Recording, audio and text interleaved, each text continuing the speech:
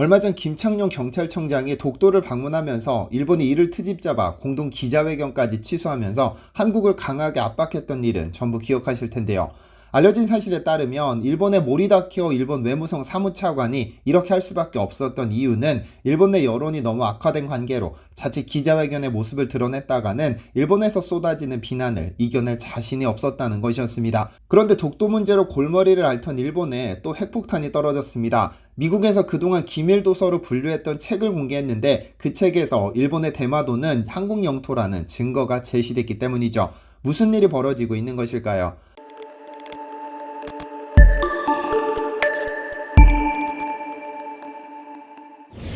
안녕하세요, 디스멘터리입니다. 몽니라는 단어가 있습니다. 옛날 어른들은 뭔가에 심통난 어린아이에게 심술보가 가득하다라는 의미로 자주 사용했었는데 1998년 김종필 전 국무총리가 김대중 전 대통령과 강하게 대립하다 기자회견에서 사용한 이후로 한국 사회에 몽니 신드롬이 일어나기도 했었습니다. 요즘 시대에는 크게 잘못한 것이 없는데 괜히 트집을 잡아 심술 부리며 괴롭히는 사람을 지칭할 때 사용하곤 합니다. 하지만 어린 아이들만 하는 줄 알았던 이 몽니가 가끔씩 어른들에게서도 종종 나타나고는 하는데요. 얼마 전 일본이 미국을 상대로 몽니를 부렸다가 되려 집중포화를 맞고 있습니다. 지난 11월 17일 전 세계 이목을 집중시키는 중요한 회담이 있었습니다. 올해 정권을 바꾼 미국과 한국 그리고 일본이 공동으로 참여하는 3개국 차관급 회담이었죠. 이 회담이 중요한 이유는 이 회담에서 다루려는 화두가 바로 종전이었기 때문입니다. 이 단어는 특히 그동안 북한의 예측 불가능한 행동 때문에 한국에 투자하기를 꺼리던 외국인 투자자들에게는 희소식이었습니다. 한국이라는 나라는 세계 10위권의 경제대국을 갖춘 경제 강국이자 문화 강국이며 발전 가능성도 무궁무진한 나라지만 북한과 전쟁이 완전히 끝나지 않은 것이 아쉽다. 휴전은 언제 다시 전쟁이 시작돼도 이상하지 않은 것 아니냐는 투자자들의 불만이 꽤 많았습니다. 그런 상황에서 한미일 3국이 모여 이 종전에 대해 논의한다니 투자자들은 떨리는 마음을 붙잡고 회담 결과를 기다렸죠. 그런데 이 회담이 어이없는 이유로 결렬되고 말았습니다. 바로 일본이 몽니를 부렸기 때문이죠. 사건의 발단은 또 독도였습니다. 한국의 경찰청장이 독도를 방문했다니 이에 강력히 항의한다며 한미일 기자회견까지 파토내면서 미국의 심기를 건드렸습니다. 하루 전 한국에서는 김창룡 경찰청장이 헬기를 이용해 독도를 방문하고는 현장 경찰관들을 만났습니다. 고향 떠나 먼 곳에서 고생하는 경찰관들을 격려하기 위해 독도와 울릉도를 방문하는 일정이었습니다. 올 3월부터 의무경찰제도가 폐지되면서 올해부터 20여 명의 대원 전부가 일반 경찰관으로 바뀌었기 때문에 경찰청장의 입장에서는 독도를 방문하지 못할 아무런 이유가 없었죠. 부하들을 격려하고 독려하는 것이 한 조직의 우두머리가 해야 할 일이니까요. 다만 경찰청장이 독도를 방문한 것은 2009년 강일학 청장 이후로 12년 만의 일인데 그때와는 경찰청장이 독도를 방문한 것은 같았지만 지금은 독도를 지키는 것이 일반 경찰관이라는 것이 다릅니다. 그런데 이 소식이 일본에 알려지자 일본에서 물고 늘어졌습니다. 일각에서는 일본이 일본했다는 말이 심심찮게 흘러나왔죠. 그런데 이 소식이 당시 한미일 차관회담에 참여했던 일본의 모리다케오 일본 외무상 사무차관에게도 전해졌고 다짜고짜 더 이상 회담을 할 수 없다며 기자회견에 돌연 불참을 선언해버립니다. 일본에 가서 일본 기자들의 독도 관련 질문을 이겨낼 자신이 없다며 은연중 불편함을 내비치며 불참한 것이죠. 일본 정부 역시도 불쾌감을 숨기지 않았는데요.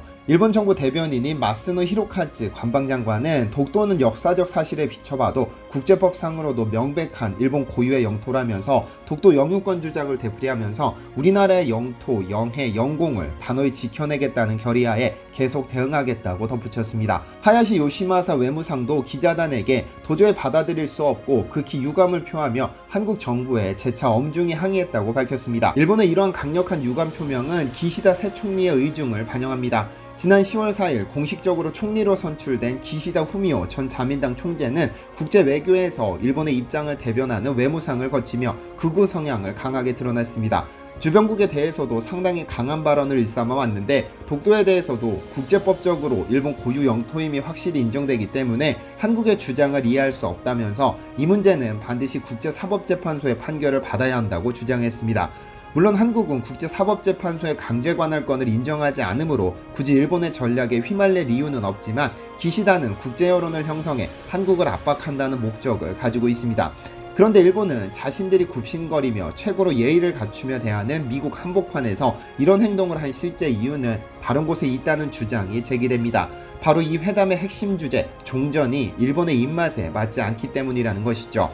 제2차 세계대전에서 패망한 일본은 자신들에게 멸망을 안겨줄 뻔했던 초강대국 미국에 찰싹 붙은 상태로 전전긍긍하며 지내고 있었습니다.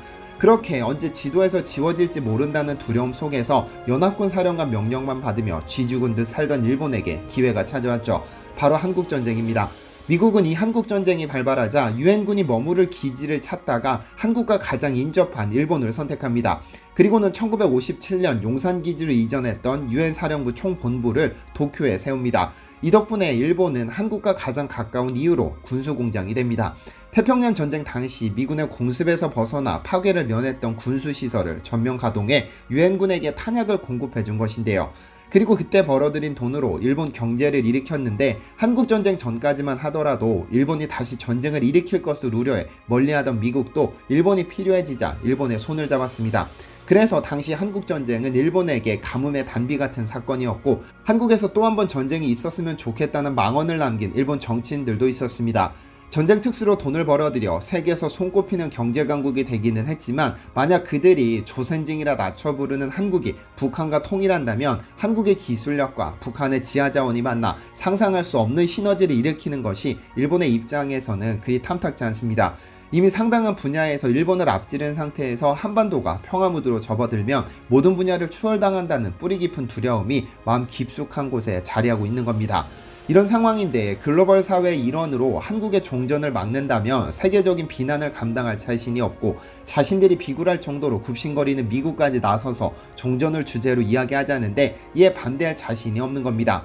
그래서 독도라는 명분이 확실한 주제를 방패삼아 종전을 반대한 것이죠. 한미일 3국의 우호관계를 전세계에 공개하는 기자회견에 불참하는 무례를 범한 것도 그 때문이라는 것이 일부 전문가들의 주장입니다. 그런데 한국이 실효 지배 중인 독도를 빼앗으려 안간힘을 쓰는 일본이 자칫 대마도를 한국에 넘겨주게 될지도 모르겠습니다. 미국 문서관리기록청에서 발견된 기밀문서에서 대마도가 한국 땅이라고 표기된 지도가 등장했기 때문이죠. 지난 1948년 8월 18일 이승만 대통령은 건국 후 처음 열린 기자회견에서 우리는 일본에 대마도를 한국에 반환할 것을 요구할 것이라고 선언했습니다. 이 자리에서 이승만 대통령은 대마도는 상도와 하도의 두 섬으로 되어 하늘 양국의 중간에 위치한 우리 영토인데 350년 전 일본이 탈취한 것이라고 주장했죠. 이듬해 1월 8일 기자회견에서도 일본의 배상 문제는 임진왜란 시부터 기산해야 한다면서 대마도 문제를 다시 거론했는데요. 대마도가 우리 섬이라는 것은 더 말할 것도 없거니와 350년 전 일본인들이 그 섬에 침입해 도민들이 민병을 일으켜 일본인과 싸웠던 곳이다. 그 역사적 증거는 도민들이 이를 기념하기 위해 대마도의 여러 곳에 건립했던 비석을 일본인들이 뽑아다가 동경박물관에 갖다 둔 것으로도 넉넉히 알 수 있을 것이다. 이 비석도 찾아올 생각이다. 1870년대에 대마도를 불법적으로 삼킨 일본은 포츠담 선언에서 불법으로 소유한 영토를 반환하겠다고 했기 때문에 우리에게 돌려주어야 한다고 했죠.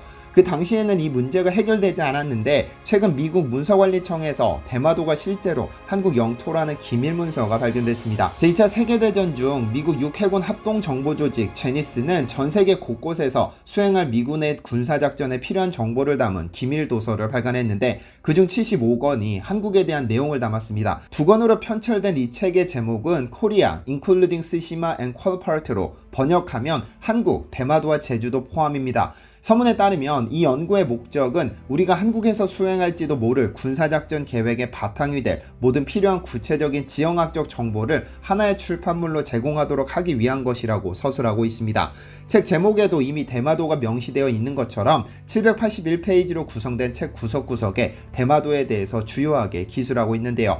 책에 따르면 한국에는 큰 섬들과 수백 개의 작은 섬들이 있는데 울릉도, 대마도, 제주도가 대표적이다라고 쓰고 있습니다. 한국 수산학의 아버지로 불리는 정문기 박사는 1945년 10월 15일 대마도의 조선 환속과 동양평화의 영속성이라는 제목으로 논문을 한 편 발표합니다. 해당 논문에서 그는 고려부터 조선까지 600년간 대마도는 조선의 영토였다며 대마도가 조선 고유의 영토라는 증거를 모조리 공개했습니다. 그리고 이 논문은 미군 정의 팩트로 인정하면서 당시 입법위원 60명은 대마도는 조선 땅이라고 선언하기도 했었죠. 대마도는 부산에서 49km, 일본 규슈에서 147km 떨어진 섬으로 독도보다 무려 3,700배나 큽니다. 한때 일본 자위대 출신의 고위 간부는 독도 점령 시나리오를 제시한 적이 있는데 한국 네티즌들은 이에 대한 복수로 독도를 내주고 대마도를 점령해 협상 우위를 점하자고 했었죠. 그런데 지금 생각해보면 독도를 내주고 대마도를 찾는 것이 아니라 원래 한국 영토였던 대마도를 되찾는 것에 불과합니다. 원래 우리 영토였던 대마도를 하루빨리 되찾고 원래 우리 영토인 독도를 목숨 걸고 지켜내야겠습니다. 시청해주셔서 감사합니다.